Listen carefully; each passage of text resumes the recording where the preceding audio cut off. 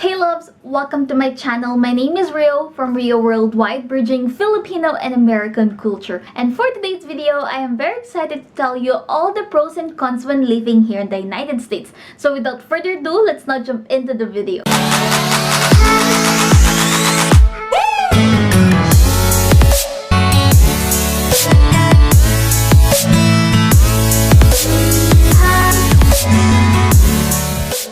Disclaimer guys, before we start our video, that all of the things that I will be sharing to you today are all based on my opinion, based on all my experience and my perspective about America. I know all of us has like different perspective, different opinions and different experiences when we came here, but nonetheless, I just really wanted to let you know what are the things that I have experienced here, or if you've never been here, I wanted you to have an idea of what America is really like. So speaking of gas, let's now move on to the cons if you are living here in America. So number one there is their public transportation. It is not reliable, especially if you are taking bus, because most of the time they don't show up on time, or sometimes they don't even show up at all. So most of the people that take public transportation are most likely to be late at their work. That's why if you will notice, most of the people here have their own car, because they won't, or they cannot rely on public transportation since it's always late. And plus the gas is way cheaper here, so it's easier for them to have their own vehicle and pay for the gas. And if you don't live in a city, there's not a lot of options for you to have. You can only have taxi, and especially if you live in rural area, there's not a lot of taxis that are available. Even with Uber and Lyft, they're like less people, or less most likely that you can book it, and also it's like kind of more expensive. So if you are like on a budget, that's not something like to go to. So if you are still in your home country, and if you're thinking to move here in the United States, and you don't want to have your own cars, like choose the city, so you have like at least public transportation that you can use, like trains. And plus it's not always, I'm not saying that it's very bad, because maybe if you are in the city, they have like better public transportation. It just really depends on what city you are in. Second thing that I don't like about America is that their insurance are very expensive. When I say expensive, it's really expensive, and I don't think that it's very useful or very helpful in my own experience. Why? Because I bought a 1-year insurance during my J1 program before I came here to the United States, and I got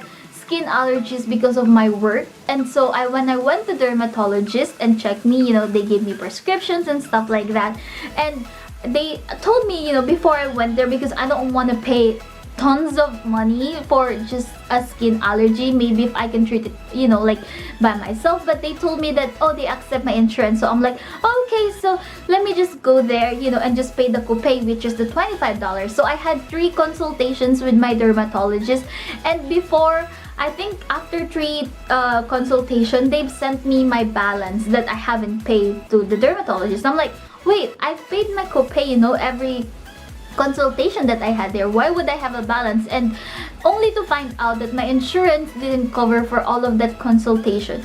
You know what I mean? Like, it's kind of frustrating because you pay that insurance, so you don't spend a lot of money, but still you end up paying all of the consultation. And plus, that if you go to a hospital or to a doctor, and if they know that you don't have insurance, you actually pay less. But since I walk in there and they already computed that I have insurance, so they charge more, the company. But since the company doesn't want to pay it, so now I have to pay more than the regular consultation fee. So that's kind of like frustrating. But all in all, you should always have your insurance, because that's something that is good if you have, like, not I'm saying that you should have an accident, because that's really bad, that's something that you don't want to use. But if you have an accident, you are most likely to pay millions, or like not $100,000s of dollars, which will is really expensive and harder to pay. So it's still better to have an insurance, but just be careful when picking your insurance company, because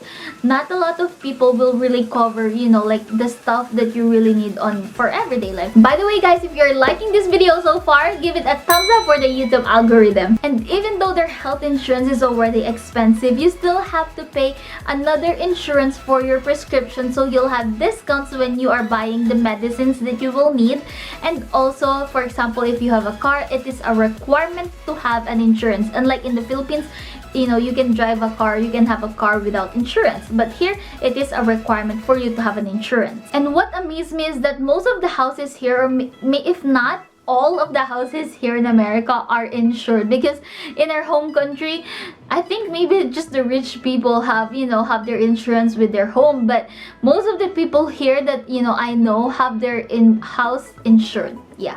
So that is really cool. But also on the other hand, that's like another expenses. The third thing that I don't like about here is that since it is very convenient and more options, there's more food that are very unhealthy, because most of the things are like instant. So these are like, if you're a lazy people, you are perfect to live here in America, because there's a lot of like convenience or like instant food that you can grab and just heat it in the microwave. But at the same time, you need to be careful of your consumption about instant food, because they are not very healthy, or they're not even healthy at all. So always make sure that you are still balancing your diet and living a healthy lifestyle. Next is tax, which is, oh my god, you have city tax, state tax, like FICA tax, like all the tax that you can imagine. Like it is available here in America, and you have to pay for it. Like when you are buying food, you pay tax for that. When you travel, you pay tax for that. When you buy something online, you pay that for the taxes for that. Or even if you go to a physical store, there's always taxes, Unlike in the Philippines, when you go there, when you pay, when you saw the price menu, for example, you're in a restaurant and then you got like worth of 50 pesos and another 20 pesos, so you will only pay 70 pesos and that's it. Unlike here in America, if you ordered in a restaurant and you saw that the food is worth $100, you will not pay $100. You will still pay sales tax from that. And sometimes people will charge you city tax. I don't know why, but yeah. And also here in America, it is a requirement to give a tip on your I'm not saying that this is a bad thing, because most of the people that works for service, like for example valet, or like you are a server or a bartender, they pay you very little, like almost nothing. So it is a requirement here to tip your servers, your bartenders, or your valet guys. The thing that I notice here in America is that most of the people here work a lot, as in a lot, you know what I mean? They rarely have like vacations, because to be honest, the cost of living here are expensive. But if you want to save money at the same time, you need to work harder. So most of the people here don't take vacations. But again, it depends on what business and what job you have. Some people can take more vacations, some people can take less vacation. So that's really like up to you. I'm not saying working hard is bad, because working hard is good. Everyone should be working hard and making the most out of your time. By the way guys, if you're liking this video so far, give it a thumbs up for the YouTube algorithm. And next thing is that their education here is very expensive, especially if you are planning to study here during college, because I asked Anthony how much is his tuition fee, and he said his most likely, and this one's like depends also on what school you are going to, he pay $15,000 to $20,000. That's like where it range. And I'm like, what? So $20,000 here in America is 1 million pesos in our country. So when I calculated my my tuition fee for like every year, it will cost my mom $2,000 only every year. But of course, we pay, like for example in my degree, it's tourism management, so we have a lot of tours and international travel. So that's like most likely my mom cost me like $20,000 all in all. But that's like me 4 years in college and like doing like international travels and stuff like that. But unlike Anthony, he only pays that for a year. That's why a lot of people here have debts because of their education, because college here are very expensive. But if you will look at it, they don't pay really anything from nursery to high school, because the taxpayers pays for them. But at the same time, that's like their parents' money, their family's money.